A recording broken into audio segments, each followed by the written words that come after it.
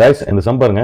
ஒருவர் தனது பயண தூரத்தில் 2/11 பங்கு கோச் வண்டியிலும், அதாவது ஏசி கோச் இந்த மாதிரி வண்டியிலும், 17/22 பங்கு ட்ரெயின்லையும், மீதமுள்ள 1 கிலோமீட்டர் தூரத்தை வந்து நடந்தும் கடக்கிறார் எனில் அவர் பயணித்த மொத்த தூரம் எவ்வளவுன்னு கேட்குறாங்க. 4 ஆப்ஷன் கொடுத்துருக்காங்க. Option A B C D. A 22, B 20, C 33, D 27. எல்லாமே கிலோமீட்டர்ல கொடுத்துருக்காங்க. ஸோ நமக்கு வந்து பயண தூரம் தான் கேட்குறாங்க. பயண தூரத்தில் 2/11 மடங்கு. பயண தூரம் வந்து நமக்கு தெரியாது. ஸோ அதை எக்ஸ்னு வச்சுக்கலாம். அதை கண்டுபிடிக்க வரும்.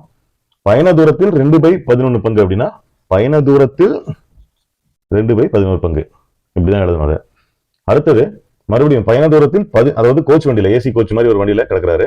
மறுபடியும் 17/22 பங்கு, அதாவது அது கூட கூட்டிக்கணும். இந்த டிஸ்டன்ஸ் ஃபர்ஸ்ட் ஏசி கோச்சில் கடந்துடுறாரு. அடுத்தது பயண தூரத்தில் 17/22 பங்கு வந்து ட்ரெயின்ல கிடக்குறாரு. ட்ரெயின்ல 1 கிலோமீட்டர் வந்து நடந்து போறாருன்னு சொல்றாங்க. ஸோ ஆன்சர் கன்ஃபியூஸ் ஆக வேண்டாம். ஆப்ஷன்ஸ் இது 1 கிலோமீட்டர் வந்து நடந்து போறாருன்னு சொல்றாங்க. ஸோ இந்த சம் இதெல்லாம் சால்வ் பண்ணோம்னா இந்த எக்ஸ் கிடைச்சிடும், மொத்த பயண தூரம்.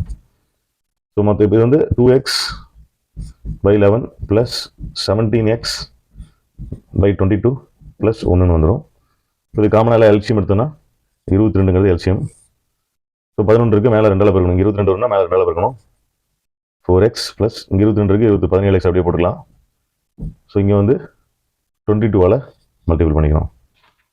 ஸோ இப்போ எக்ஸ் கண்டுபிடிச்சிடலாம். 22x 22 இங்கே வந்தால் மல்டிபிள் ஆயிரும். 4x + 17x வந்து 21x + 22. இப்போ இந்த 21 இங்கே வந்துடும், ஏன்னா இந்த பக்கம் மைனஸ் வந்துடும். 22x - 21x = 22. ஸோ x = 22 அப்படின்னு வரும். ஸோ உங்களுக்கு ஆன்சர் வந்து 22 கிலோமீட்டர் தான் டோட்டல் கிலோமீட்டர். இந்த கொஸ்டின் வந்து டிஎன்பிஎஸ்சி குரூப் 1ல 2019 கேட்ட கொஸ்டின்.